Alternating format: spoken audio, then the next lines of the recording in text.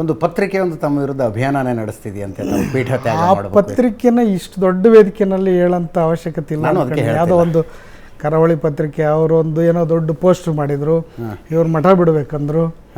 ಅದನ್ನು ಅವ್ರ ಸಮುದಾಯದವರೆಲ್ಲ ತುಂಬ ಶೇರ್ ಮಾಡಿದರು, ಸಾವಿರಾರು ಜನ. ಅವ್ರ್ಯಾರು ನನ್ನ ಮಠದ ಭಕ್ತರಲ್ಲ.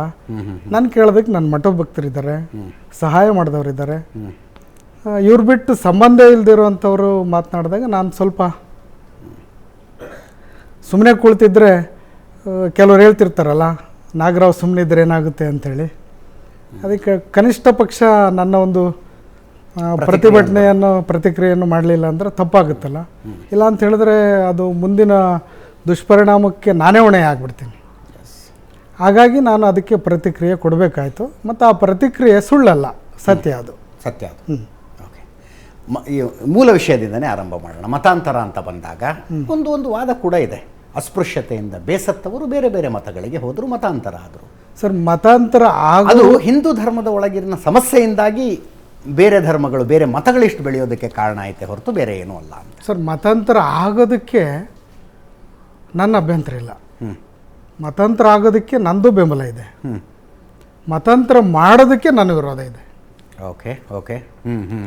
ನಾನು ಈ ಧರ್ಮದಲ್ಲಿ ಇಲ್ಲಿ ಏನೋ ಅನುಭವಿಸಿದ್ದೀನಿ, ಇನ್ನೊಂದು ಧರ್ಮದಲ್ಲಿ ನನಗೆ ಯಾವುದೋ ಒಂದು ಪ್ರೀತಿ ಕಾಳಜಿ ಸಿಗುತ್ತೆ, ಸಮಾನತೆ ಸಿಗುತ್ತೆ, ಟ್ರೀಟ್ಮೆಂಟ್ ಸಿಗುತ್ತೆ. ಆ ಪ್ರೀತಿಯಿಂದ ನಾನು ಅಲ್ಲಿಗೆ ಹೋಗ್ತಿದ್ದೀನಿ ಅಂತ ಹೇಳಿದ್ರೆ ಅದಕ್ಕೆ ನಾನೇ ಬೆಂಬಲ ಮಾಡ್ತೀನಿ. ಆಸೆಗಳು, ಅಮೀಷೆಗಳು ಇತ್ಯಾದಿಗಳನ್ನು ತೋರ್ಪಡಿಸಿ ಮತಾಂತರ ಮಾಡೋದಿದೆಯಲ್ಲ, ಅದನ್ನಷ್ಟೇ ನಾನು ವಿರೋಧ ಮಾಡ್ತೀನಿ. ಓಕೆ. ಅದರ ಜೊತೆಗೆ ಮತಾಂತರ ಆದವರಿಗೆ ತಾವು ಏನನ್ನ ನಿರೀಕ್ಷಿಸಿ ಅಲ್ಲಿ ಹೋಗಿದ್ರು ಅದು ಸಿಕ್ತಾ ಅನ್ನೋದೊಂದು ಪ್ರಶ್ನೆ. ಅದು ಭಾಳ ಮುಖ್ಯವಾಗಿರುವಂಥ ಪ್ರಶ್ನೆ.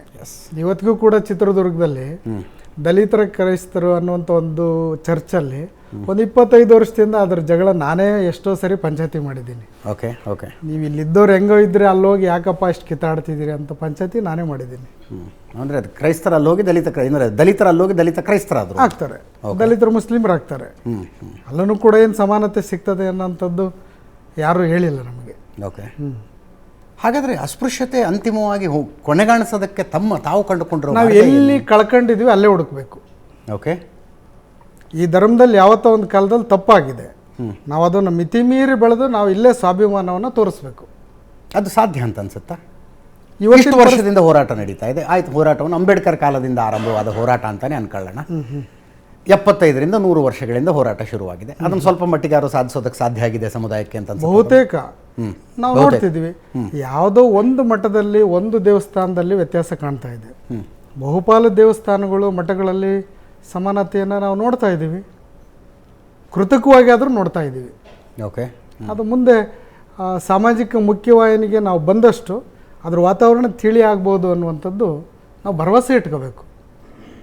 ಪಲಾಯನವಾದ ಆಗೋದು ನನಗೇನೋ ಇಷ್ಟ ಇಲ್ಲ. ಅದು ಈ ಕನಕಪೀಠದ ಸ್ವಾಮೀಜಿಗಳನ್ನೇ ದೇವಸ್ಥಾನದಲ್ಲಿ ಅಸ್ಪೃಶ್ಯರಂತೆ ನೋಡಲಾಗುತ್ತೆ. ಬೇಡ, ಅಲ್ಲಿಗೆ ನಾವು ಹೋಗೋದೇ ಬೇಡ.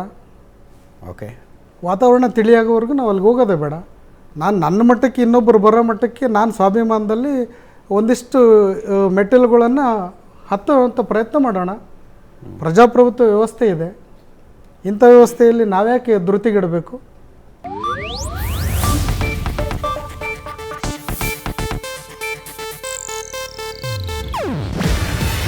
ಇದು ಏಷ್ಯಾನೆಟ್ ನ್ಯೂಸ್ ನೆಟ್ವರ್ಕ್ ಪ್ರಸ್ತುತಿ. ನೀವು ನೋಡ್ತಿದ್ದೀರಾ ಏಷ್ಯಾನೆಟ್ ಸುವರ್ಣ ನ್ಯೂಸ್.